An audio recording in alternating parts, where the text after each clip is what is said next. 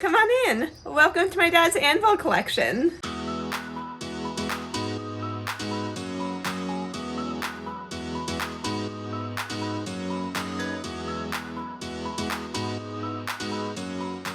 So now that we're all vaccinated, I am finally home visiting my family and visiting the anvil collection. If you haven't heard, my dad has spent the last 20 years building one of the largest anvil collections in the world, along with a lot of other cool things.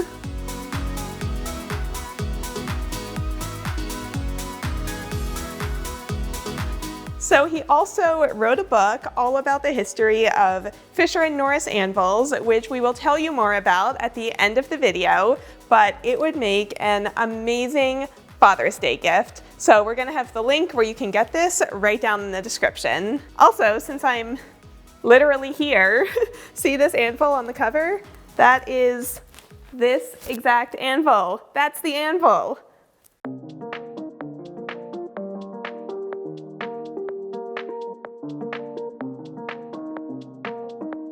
So in the past year, I have really started building my vintage jigsaw puzzle collection. But today, while I'm home, I thought we could compare my puzzle collection to my dad's anvil collection.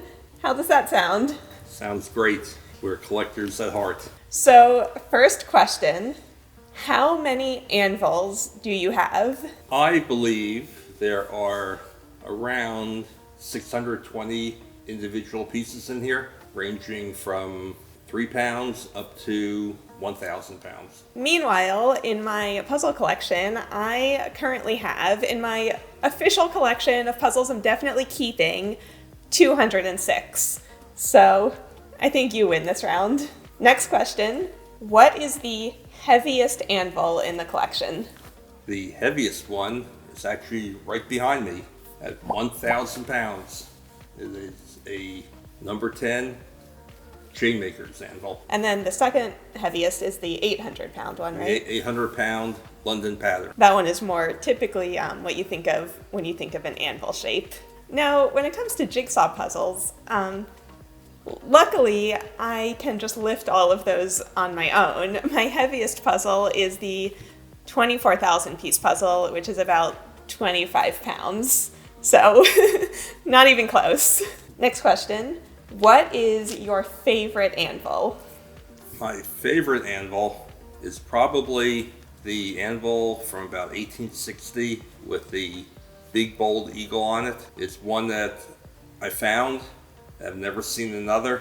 I have no idea if it was made as a one-off or if it was made for someone special. So I think my favorite puzzle would have to be the original 1,000 Colors gradient puzzle, where each piece is a different color, just because it's the one that kind of introduced me to the new modern world of jigsaw puzzles beyond landscapes and cats. Okay, this next question, I definitely think I will win. What is your most colorful anvil? Colorful. Well, I actually hate painted anvils. When I get an anvil with paint on it, I try to take the paint off and get them back to the organic iron color, brownish. I mean, in terms of color, probably one of my favorite is the one right in front of us, which is a Peter Wright with the original factory green paint on it, made around 1915. So if it has the original paint, I might leave it, but very few of the anvils have any color to them. Yeah, and I would say even calling this green paint, it's a very dull green. Yeah, army green. It's a military green. Mm-hmm. Although you do have these patterns over here, which are red, so that's a bit of color. A bit of color. Not much, but that was their traditional way of painting them. Patterns were almost always red. I don't know why, but they were. Mm-hmm. Well, I don't think I can even pick a most colorful puzzle because everything I own is colorful. So next question, where are we? Where do you keep your anvils? We are in the Fisher & Norris Factory Museum, which the building was built 20 years ago to house the collection. When it was built, I had no idea what it would become. Now it's actually just big enough. I might have to take other stuff out if I expand anymore. But it's a private museum. It has pretty much everything that I've collected over the last 20 years in it. And everything in here was the basis for writing the book. Meanwhile, I don't yet have an entire building just for my puzzles, but I do have a room that is being slowly converted from my craft room to my puzzle room.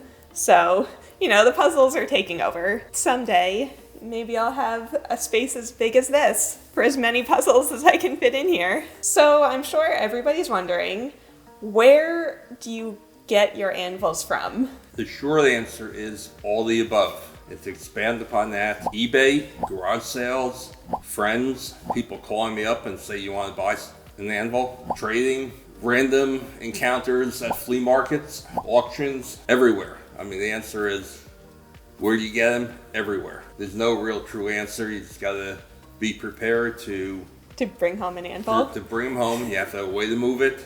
You have to have money to pay for it. Luckily, since jigsaw puzzles are much lighter, they can always go through the mail. So I get mine either directly from the manufacturers, because what I collect is still being made.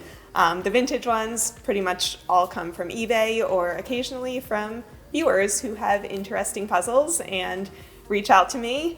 And I'm like, oh, it's just like you, with people sending you anvils. Now I'm getting puzzles. And the interesting thing is that many of these have come through the mail. You can ship up to 75 pounds in a flat rate box, although only a 30 pounder will fit. UPS will ship up to 150 pounds. The easiest way, though, is if you can haul it yourself. Mm-hmm. So what is your white whale anvil, the anvil that you want that you've never been able to get? The one that I would like to have here, although I would never own it, is the 1,400 pound anvil made for the 1876 centennial. It's currently owned and exhibited in the New Jersey State Museum in Trenton, New Jersey. I would love to take it out on a long-term loan. However, I don't think they will ever take it off exhibit. So that will probably never happen. And just for context, I'll throw in a clip of the 800 pound anvil that is here in this museum. Now the one that we're talking about is 1,400 pounds, so even bigger than that. In terms of size, it's about 5 foot long. And my answer to that are some puzzles that I have eBay alerts set up for, and I have not seen them show up like in the past year.